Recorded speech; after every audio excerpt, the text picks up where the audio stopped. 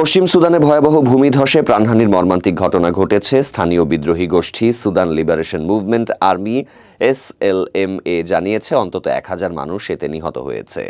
রবিবার টানা ভারী বর্ষণের পর মাররা পর্বতমালা এলাকায় একটি গ্রাম ধসে পড়ে পুরোপুরি মাটির সাথে মিশে যায়।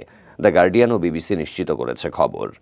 SLMA নেতা আবদেল ওয়াহিদ নূর জানিয়েছেন, প্রাথমিক তথ্য বলছে গ্রামের সব বাসিন্দাই মারা গেছেন।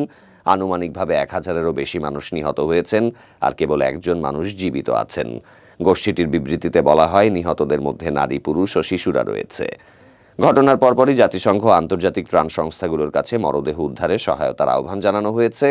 সামাজিক মাধ্যমে ছড়িয়ে পড়া ঘটনাস্থলের চিত্রে দেখা গেছে বেঁচে যাওয়া লোকজন মাটিতে বসে আছে, চারপাশে তাদের সামান্য মালপত্র ছড়িয়ে রয়েছে। কেউ কেউ টিন ও কাপড় দিয়ে বানানো অস্থায়ী ছাউনিতে আশ্রয় নিয়েছে, আবার অনেকে খোলা রোদে বসে দিন কাটাচ্ছে। বিবৃতিতে আরও বলা হয়েছে, গ্রামটি এখন পুরোপুরি নিশ্চিহ্ন।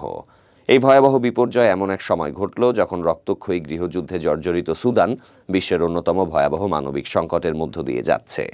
ইতোমধ্যেই দারফুরের কিছু এলাকায় দুর্ভিক্ষ ঘোষণা করা হয়েছে।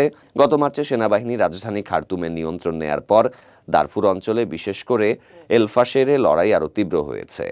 সুদানের সেনাবাহিনী ও আধাসামরিক বাহিনী র্যাপিড সাপোর্ট ফোর্সের মধ্যে চলমান সংঘাত থেকে বাঁচতে অনেক বাসিন্দা আশ্রয় নিয়েছিলেন মাররা পর্বতমালায়। তবে সেখানেও পর্যাপ্ত খাবার ও ওষুধের তীব্র সংকট। বর্তমানে গৃহযুদ্ধের কারণে সুদানের অর্ধেকেরও বেশি জনগণ চরম খাদ্য সংকটে ভুগছে, আর লক্ষ লক্ষ মানুষ ঘরবাড়ি ছেড়ে পালিয়ে যেতে বাধ্য হয়েছেন।